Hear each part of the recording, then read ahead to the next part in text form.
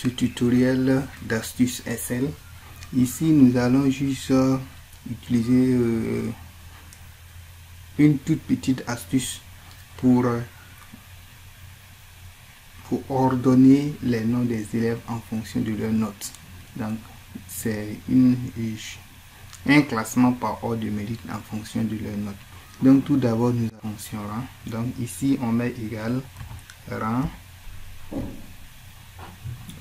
la fonction rang.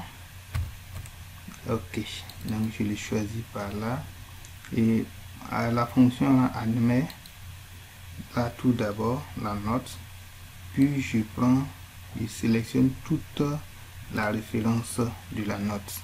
Ok, ici comme j'ai des tableaux dynamiques, je n'ai pas besoin de figer la colonne choisie. Voilà, le tableau dynamique, c'est l'avantage également du tableau dynamique comme ça. Donc là j'ai le premier rang, et à partir du premier rang je peux incrémenter les autres. Et voilà.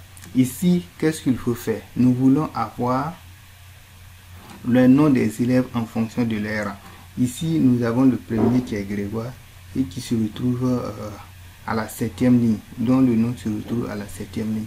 On va travailler à ce que son nom soit vraiment classé au niveau du premier. Donc pour cela nous allons utiliser les deux fonctions, à savoir la fonction index et la fonction équive. Ici nous allons dire, on va d'abord utiliser la fonction index, et ici nous allons prendre les prénoms d'abord, ensuite point virgule, on va mettre équive,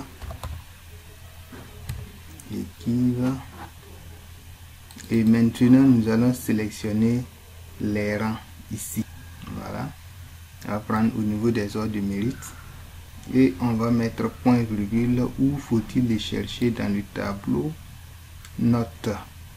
Ok, et je place encore une virgule, je veux une correspondance exacte, et là je ferme ma parenthèse. Je pense que j'ai deux parenthèses à fermer, et à l'issue des deux parenthèses je tape sur entrée et on me dit que le premier c'est Grégoire.